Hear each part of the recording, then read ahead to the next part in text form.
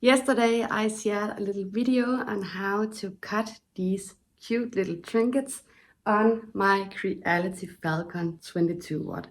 I did them afterwards with watercolor, and a lot of you asked how to do this. So today I will show you exactly how you can elevate your projects with watercolor. All you need for this little project is watercolor. The watercolors that I am using was bought in Flying Tiger, Copenhagen. This is regular watercolor with different colors, and this is metallic watercolor. You can use any type of watercolor. I also use some that I bought in a local grocery store. I use my son's watercolor. It doesn't really matter which type or brand of watercolor that you use. The trinkets that I have here were cut from 10mm poplar plywood, but you can use any sort of plywood and other materials as well. I do, however, find it easier to make these effects and paint on woods than MDF as example. You will also need some brushes in various sizes and of course some clean water.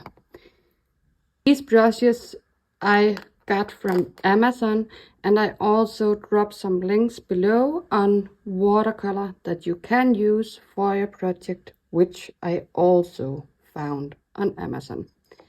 But I'll teach you 3 ways of painting. So this one is all natural woods. The only thing I painted was the actual flowers. And this one I painted light flowers and I shaded with darker colors. This one I did intend to have the natural grains showing as well, but I accidentally spilled some of my watercolor, which in the end forced me to paint the background of it. But for this one I started the opposite direction and I painted my flowers dark, and then I used a lighter color to make some highlights on the flower.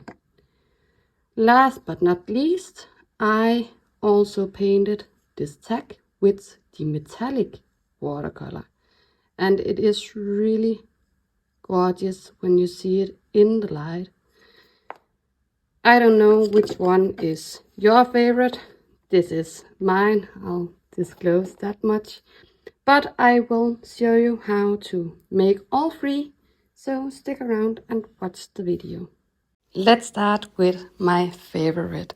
So for this one, I used white for the bigger flower. The more water that you add to your color, the less visible your watercolor will be. So make sure that you wet it enough to have your brush pick up the color, but don't leave too much water on it, because then you will not be able to see the color. I always take my frame and just place it on top, so I am sure that I'm coloring in the correct parts. And also when it comes to shading, I'll make sure that the shades are positioned in the same on both the frame as well as the actual flower in the bottom. For the smaller flower, I used a light pink, the lightest one that I had. And for the leaf, I just used a green. And for the center of my flowers of these ones, I will use a orange. Once you have your basic colors, it's time to add in some shades. If you mess up, you can use your fingers to smudge it a little. For the shades on the big magnolia, I am using a beige color. And I'm actually just using the scored lines as a reference, and I'm placing lines where I think that shadows would be naturally. I am by no means an expert painter, so if I can do this, so can you, honestly. For the pink flower, I also wanted to add in some shades, but I am picking a purple for this one, a lighter purple, and I'm just doing the same by using my scored lines as an indication on where I think that my shades will be, and you can bring your flower to life this way. And again, if you get too much color on your brush, you can smudge it out with your finger, or you can even water down your paints and make it a little lighter. Or you could go in with your lighter color and fix up your painting. For the leaf, I just took a darker green and I'm using my scored lines as an indication of where to place them. And I'm using my finger to just smudge it out a little to create a shadow effect. For the inner part, I am going to add some lighter yellow just to give it a little additional effect to bring in a more realistic and natural look on the flowers. My intention was to do about the same on the smaller trinket. But first of all, my purple that I picked for the larger flower was way too dark in color. Also, my brush slipped and messed up some of the edge, which is why I in the end had to paint the background as well. I would have loved this being a natural background as the other trinket.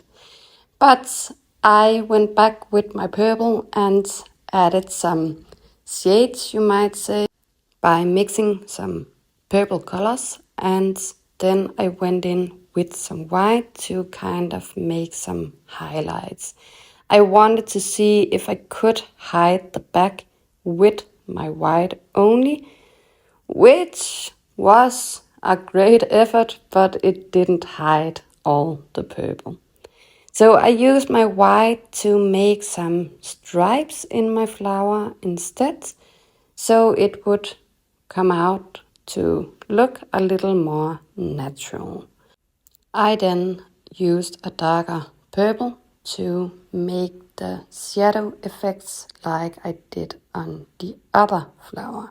So I was mixing and matching this probably a little too much than I would have to. For the smaller flower, I wanted it to be light pink, but again, this color was definitely too dark, in my opinion anyway. So a good advice is to always test your colors on a piece of scrap wood before you start painting.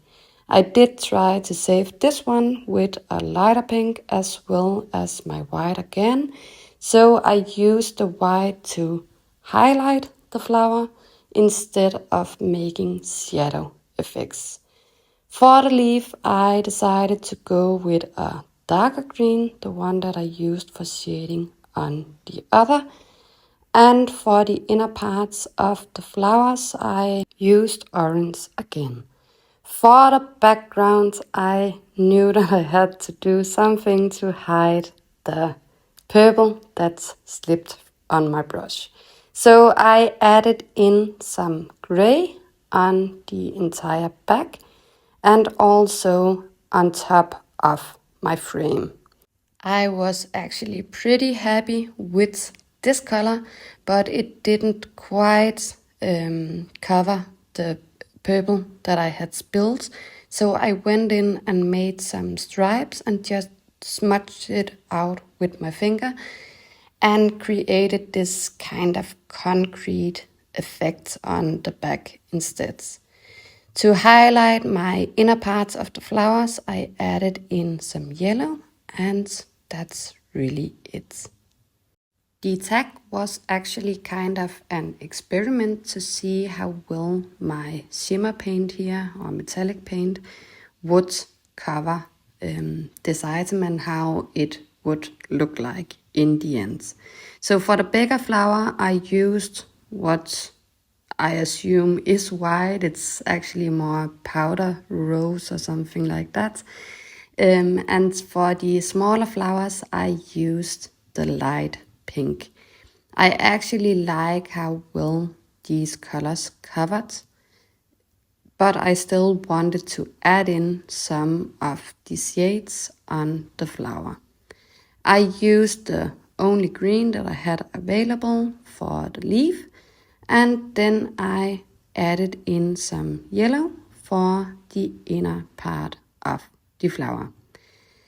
I also tried to add in some orange, and then I highlighted both flowers with my silver color on this limited selection of colors which I had available. I will say that this type of watercolor does not blend as well as the regular watercolor does, so I probably should have left out the shadows, or I should at least have found a palette of colors which had more colors to them. For the leaf, I decided to test out the bronze color or copper color. I tried to smudge it out, but it didn't really do as I wanted.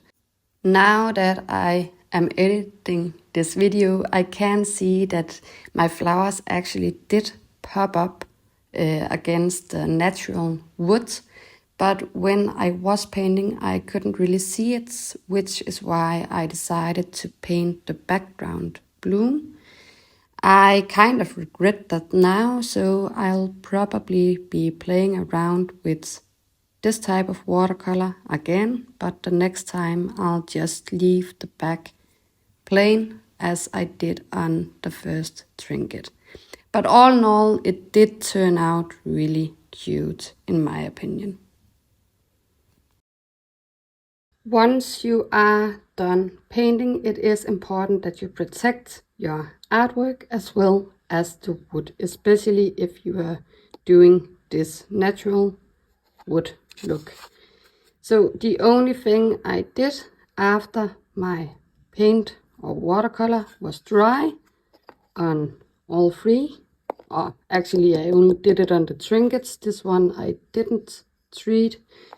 But for the trinkets, I just grabbed a spray bottle of glossy clear acrylic. You can do matte too, and again you can use whatever brand of clear coats that you have available. This one was bought in a local hardware store. But then you just spray it over and make sure that you come in from all angles of your tray when you are sealing it. And that's it. So it's really easy and it looks so nice. If you enjoyed watching this video, please give it a like. Please subscribe to my channel, and I hope to see you soon.